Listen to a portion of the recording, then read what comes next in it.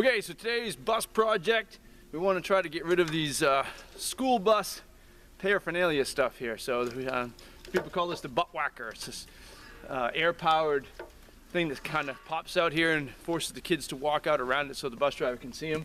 And so we need to take that off, and we got to take off the stop signs on the side of the bus too.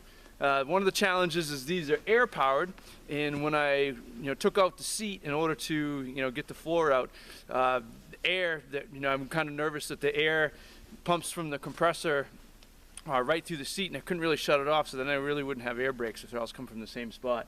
I suspect that these are air's only pumping through that when the switch is gone, so I think I can take this out and then cap it, eventually trace it back. But not to worry so much about the brakes, but we'll see how it goes.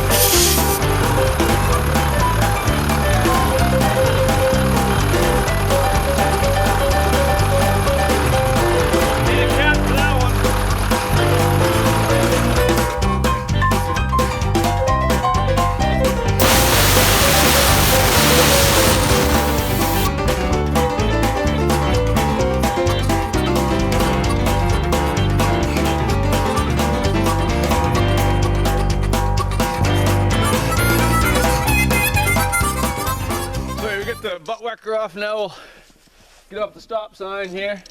You take off these bolts.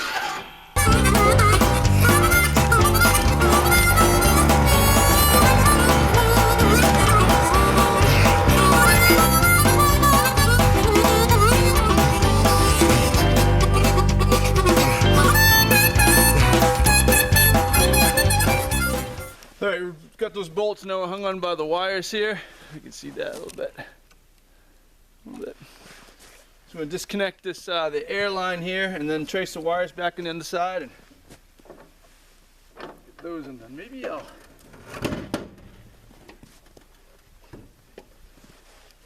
think I'll just snip those wires, probably be easier.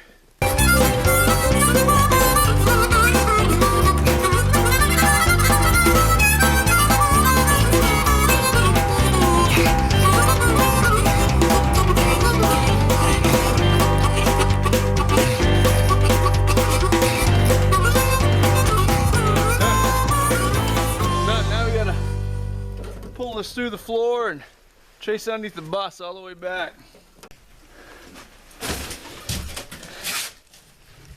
All right. Now still get fit through there, so I'm gonna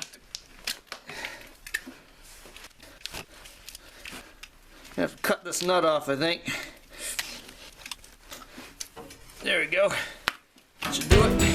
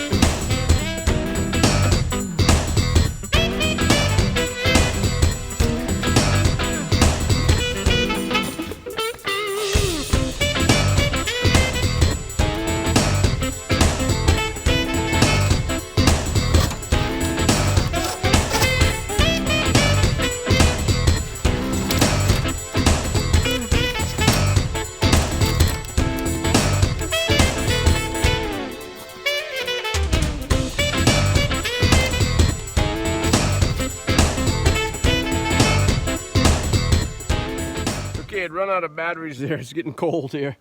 So we'd run out of batteries, finishing up the last of the taking out the stop signs, the air-powered stop signs in the Buttwhacker. So I'm gonna just kind of show you what I did.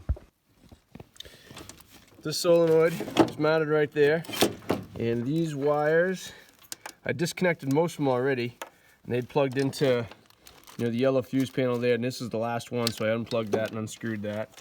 And then this airline, I disconnected these source airlines that had actually gone to the stop sign. This one fed up through here into the panel of the bus. I'll kind of show you where that went into the bus, but managed to unscrew it and take this whole thing out. So when I was doing the floor, taking up the floor, I disconnected my air seat, which created some problems because air didn't really have a valve in between well, the main valve of the compressor tank and here, so I had to keep it connected or cap it off, and actually finding the right cap for this particular where it connected to the seat was kind of a hassle. So I reconnected the seat. I was a little worried that when that airline from the solenoid came up here, I had the same issues. But then I traced the airlines, and that's not going to be the case. So they all come into a junction about here. This line right here is a feed from a valve in the engine compartment, and it splits, and this one goes up, and this goes to the air door, and this one over here goes to this one right here, you can see it right there. This one goes to the seat. So for this one, I was able to get to this little T coupling here, and I put some pipe goop on that and tightened on that cap right there, and so that sort of completes that system. Everything's sort of tied up, and all the Buttwhackers and the stop signs are all out. So that's how we took out the stop signs, and I don't know what I call the Buttwhacker, just because I read that in the forum and I thought it was pretty funny. So again, take it systematically, one step at a time, and hopefully it'll go fine. Did seem to be for me. I always, again, like to go back and restart the bus, just make sure I haven't removed anything that would be catastrophic. So thanks for watching, appreciate it. Hit that subscribe button, and like if you like it, if it's helpful. Hit me up with any questions in the comments, be delighted to answer them. And until next time, I'll see you on the road or on the river.